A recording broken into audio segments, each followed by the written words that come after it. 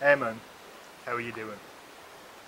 I was chewing on your shoe but getting pretty bored, so I thought I'd write to show you how much you're adored. I was going to use a pen to be like Beckett, Joyce or Dunn till suddenly it struck me that I don't have any thumbs. So I hope it doesn't scare you that I've taught myself to type. I learned how to read through the blogs people write. Please try to forgive me if my grammar is shite, but I've no preconception about what's wrong or what's right. But see, I've known you a long time now, and I've analysed you closely. And this life that you've been living is a parasitic parody that feeds upon the blood of self-fulfilling tragedy, where days and weeks meet months and years with vague familiarity, but never are your boundaries pushed to be the best that self can be. Just don't turn around in years from now and say that you remember me when all you've ever seen me as is lucid domesticity, and only in your darkest moments look to find the light in me. Look, I'm not trying to sound harsh. I'm just speaking my mind.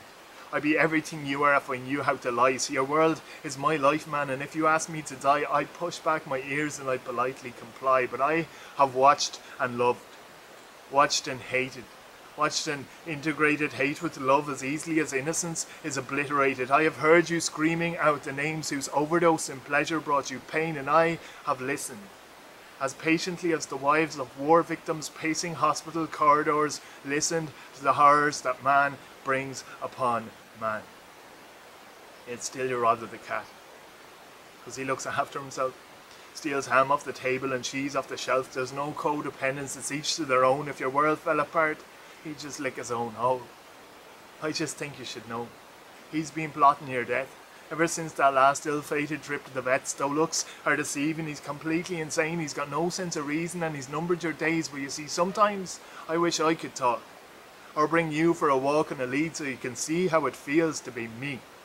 Because if I could talk, I too would blame astrology or clinical psychology or religious ideologies or pharmaceutical dichotomies for everything that's wrong with me, when in reality I'm an animal who was born and who will die happy in the knowledge that I have lived and loved my time. So if you get this, and I hope that you do,